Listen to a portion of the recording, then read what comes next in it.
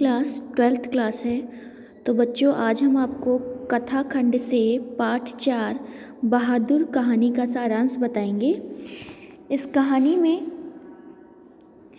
यह कहानी हिंदी के नए कहानीकारों में से एक अमरकांत द्वारा रचित बहादुर कहानी एक वर्ग चरित्र को उभारने वाली कहानी है। यह कहानी निम्न मध्यवर्गीय परिवार के मनोविज्ञान का यथार्थ चित्रण प्रस्तुत करती है।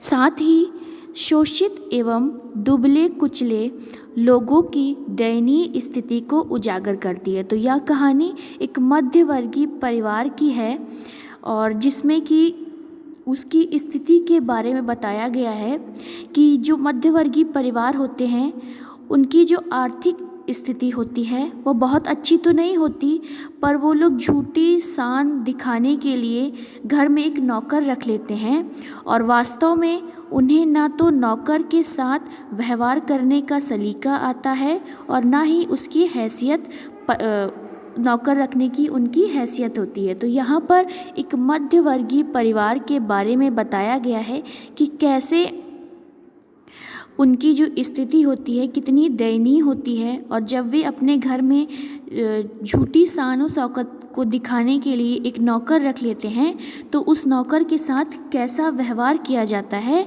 इसके बारे में यहाँ पर बताया गया है। तो इस कहानी का जो मुख्य पात्र है वो है बहादुर, जिसका नाम दिल बहादुर होता है। पर जब वो यहाँ पर नौकर हो जाता है लेखक के घर में तो उसका नाम दिल बहादुर छोड़कर बहादुर रख दिया जाता है। तो इस कहानी के जो प्रमुख पात्र हैं उसमें बहादुर हैं और लेखक जो कि स्वयं अमरकांत जी हैं और उनके साले साहब लेखक का बड़ा बेटा किशोर और लेखक की जो पत्नी होती है निर्मला, ये इस कहानी के प्रमुख पात्र हैं।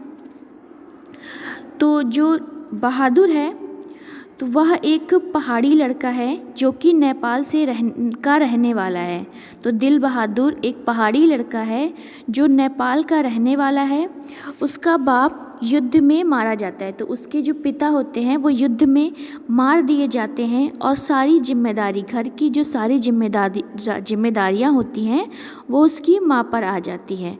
और जो दिल बहादुर की माँ होती है वह बड़ी गुस्सैल वाली होती है और दिल बहादुर की रोज़ पिटाई करती है। एक बार ऐसी ही पिटाई से वह दुखी होकर माँ के कुछ रुपए चुराकर गोरखपुर जाने वाली बस से सवार होकर गोरखपुर आ गया। तो जब वो बहुत परेशान हो जाता है तो फिर एक दिन अपनी माँ, जब उसकी माँ मारती है उसे, तो उनसे कुछ रुपए, 2-4 रुपए उनके पास से चुरा कर गोरखपुर आ जाता है। उसे लेखक के पास उसके साले साहब लेकर आए क्योंकि उन्हें एक नौकर की ज़रूरत थी। तो जो साले साहब होते हैं लेखक के, वो लेखक मतलब अमरकांत जिनके परिवार की ये कहानी बताई जा रही है, तो यहाँ पर मान लीजिए कि वो लेखक का ही परिवार है। तो लेखक के जो साले साहब होते हैं वो लेकर आते हैं बहादुर को और उसके बारे में बताते हैं कि यह एक नेपाली लड़का है और इसके पिता जो थे वो युद्ध में मारे गए। तो इस तरीके से जो लेखक के साले साहब होते हैं वे बहादुर का परिचय देते हैं। तो दिल बहादुर को जो लेखक होते हैं वे नौकर रख भी लेते हैं क्योंकि उनके जितने भी परिवार में, रिश्तेदार में सभी के घर नौकर थे। तो उन्हें भी लगता है कि उनकी सभी के घर नौकर है तो हमारे घर भी एक नौकर होना चाहिए। तो इसीलिए जो लेखक होते हैं वो दिल बहादुर को नौकर के रूप में स्वीकार कर लेते हैं और उसे रख लेते हैं। लेखक ने उसे रख लिया और उसका नाम दिल बहादुर से बहादुर रख दिया। तो जब उसको अपने घर में नौकर रख लेते हैं तो फिर दिल बहादुर का नाम बहादुर हो जाता है। बहादुर एक बहुत ही हंसमुख और मेहनती लड़का है। प्रारंभ में उसकी बहुत आवभगत होती है। तो लेखक जो बहादुर है उसका स्वभाव बहुत हंसमुख है और वो बहुत मेहनती लड़का रहता है और शुरुआत में बहुत ही उसकी सेवा सत्कार होता है, बहुत आवभगत होती है। लेकिन बाद में देखिए क्या होता है तो लेखक की पत्नी निर्मला उसका बहुत ध्यान रखती है। समय पर नाश्ता कराना, भोजन देना, नए कपड़े देना उसे हमेशा याद रहता है। पड़ोसियों को वह प्रायः सुना सुना कर यह कहती कि मैं उन औरतों सी नहीं हूँ जो नौकर को जानवर समझती हैं और उनके साथ जानवर सा व्यवहार करती हैं। मैं अपने नौकर को अपने लड़के की तरह रखती हूँ और उसे अपने लड़के जैसा व्यवहार करती हूँ। तो जो मोहल्ले की औरतें होती हैं उनको सुना सुना कर उनकी जो पत्नी होती है निर्मला, वह कहती है। बहादुर भी निर्मला को कोई काम नहीं करने देता। जब कभी निर्मला बीमार पड़ती तो बहादुर उसकी खूब देखभाल करता, उसे कुछ भी ना करने देता, समय पर दवाई खिलाता और उसकी खूब देखभाल करता था। भले ही वह अपनी माँ की पिटाई से डर कर भाग आया हो, पर अपनी माँ को हमेशा पैसे भेजता रहता। मतलब अपनी माँ से लड़ाई झगड़ा करके मार पीट खा के आया था, लेकिन फिर भी वो समय समय पर जो पैसे उसको मिलते थे, जो वो काम करता था, तो उसके पैसे अपनी माँ को भेजता रहता, क्योंकि माँ बाप का कर्ज भी उसे उतारना था। उसे रात में नेपाली टोपी पहनकर पहाड़ी गीत गुनगुनाता हुआ अपने वतन को याद करता था। तो जो बहादुर था उसकी एक आदत थी कि रात में वो नेपाली गाना गाकर सोता था। तो वो डेली रात में नेपाली गाना गाता था और सो जाता था। नौकर रख सकने की समर्थ के कारण अब लेखक की मोहल्ले में बड़ी प्रतिष्ठा होने लगी। तो अब उन्होंने भी नौकर रख लिया था, तो मोहल्ले में क्या हुआ कि उनकी बहुत प्रतिष्ठा होने लगी। बहादुर की वजह से घर के सब लोगों को आराम भी मिल गया। मतलब बहादुर हो गया, घर में नौकर हो गया था, तो उनके घर में सभी को आराम भी मिलने लगा। लेखक का जो बड़ा पुत्र होता है किशोर, वह बहादुर से बहुत काम लेता और उसके साथ बहुत दुर्व्यवहार भी करता था, उसे गालियाँ देता तथा मारता पीटता रहता था। लेखक ने किशोर को मना भी किया था कि वह बहादुर के साथ ऐसा व्यवहार नहीं करे, पर फिर भी किशोर क्या करता था, बहादुर को हमेशा गाली देता, मार पीट करता और उसके साथ बुरा व्यवहार करता था। किशोर अपनी हरकतों से कभी बाज नहीं आता। किशोर ने एक दिन उसे मारा पीटा और एक दिन उसे गाली में सुअर का बच्चा कह दिया। अर्थात सुअर का बच्चा कहने का मतलब कि उसके पिता को, बहादुर के पिता को गाली देना। तो इससे वह बहुत दुखी हो गया था और जब जो किशोर होते हैं वो बोलते हैं कि तुम मेरी साइकिल साफ़ कर दो, मेरा काम कर दो, पर जब किशोर उसे सुअर का बच्चा कह देता है तो वह उसका कोई काम नहीं करता और मार खा लेता है, मार खा के एक किनारे खड़ा होता है। तो फिर लेखक आते हैं तो पूछते हैं कि क्या हुआ, तो बताता है कि किशोर भैया ने मेरे पिता को गाली दी, मुझे ऐसा ऐसा बोला कि मुझे सुअर का बच्चा बोला, मेरे पिता को गाली दी।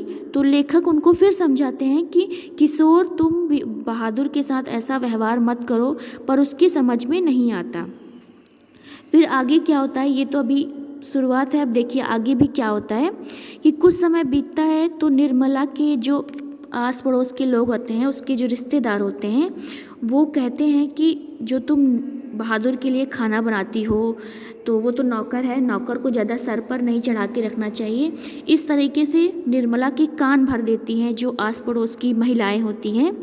तो अब निर्मला क्या करती है कि अब निर्मला उसके लिए रोटियां बनाना बंद कर देती है और उससे कहती है कि तुम अपना खाना स्वयं बना लिया करो और अपनी रोटियां खुद बना लिया करो, क्योंकि निर्मला क्या होती है कि रोटी बनाती हैं तो वो पतली पतली रोटी बनाती हैं, तो इसलिए सभी की रोटियां निर्मला बनाती है। तो अब निर्मला की जो मोहल्ले वाली औरतें होती हैं, महिलाएं होती हैं, वो आकर उसका कान भर देती हैं। तो इसलिए वो क्या करती है निर्मला कि अब बहादुर के लिए रोटियां नहीं बनाती, तो उसको मना कर देती हैं। तो पहले तो बहादुर मना करता है कि हम नहीं बनाएंगे रोटी अपने लिए, फिर बाद में उसकी आदत हो जाती है और वह धीरे धीरे अपने लिए बनाना शुरू कर देता है। अब निर्मला के व्यवहार में भी उसके प्रति बदलाव उसको दिखने लगा। मतलब पहले तो किशोर के प्रति उसका बदलाव था और अब क्या हो गया कि निर्मला का भी बदलाव उसने बदलते हुए देखा। उसकी तनख्वाह के पैसे लेखक के पास जमा थे, तो उसकी जितनी भी तनख्वाह होती थी वो इस शुरुआत में तो वो अपनी माँ को भेजता था, बाद में उसकी माँ का कोई जवाब नहीं आया कि उसे पैसा मिला कि नहीं मिला, तो उसने क्या किया कि अपनी माँ को पैसे देना कुछ दिन के लिए बंद कर दिया था। तो उसके सारे पैसे लेखक के पास जमा थे। एक दिन निर्मला के घर उसके रिश्तेदार आए। तो निर्मला के घर क्या होते हैं कि निर्मला के कुछ रिश्तेदार आते हैं, तो जो कि अपना नाश्ता पानी करते रहते हैं। और इसके बाद किसी एक रिश्तेदार ने बोला कि उसके 11 रुपए इसी घर में खो गए हैं और चोरी का इल्ज़ाम बहादुर पर लगा देते हैं। तो कहती है कि मेरा एक रिश्तेदार जो उनके घर में आए रहते हैं, तो उनमें से एक महिला बोलती है कि मेरा जो 11 रुपए है वो इसी घर में खो गया है और उसका जो इल्ज़ाम है वो बहादुर पर आ जाता है। उसे डांट फटकारा गया, पिटाई भी की गई और पुलिस की में ले जाने की धमकी भी दी गई, पर उसने रुपए चुराने की बात स्वीकार नहीं की। मतलब कि बहुत मार पड़ती है उसको और बोलते हैं कि हम पुलिस में भी डाल देंगे, पर वो मना कर देता है कि मैंने पैसे नहीं चुराए हैं। अब वह घर भर की डांट खाने लगा। किशोर तो जैसे उसकी जान का दुश्मन ही बन गया था। तो अब उसकी हालत, उस बहादुर जो नौकर होता है, उसकी हालत ऐसी हो गई थी कि उसे हर घर का हर एक सदस्य उसको डांटता था। किशोर तो जैसे उसकी जान का दुश्मन बन गया था।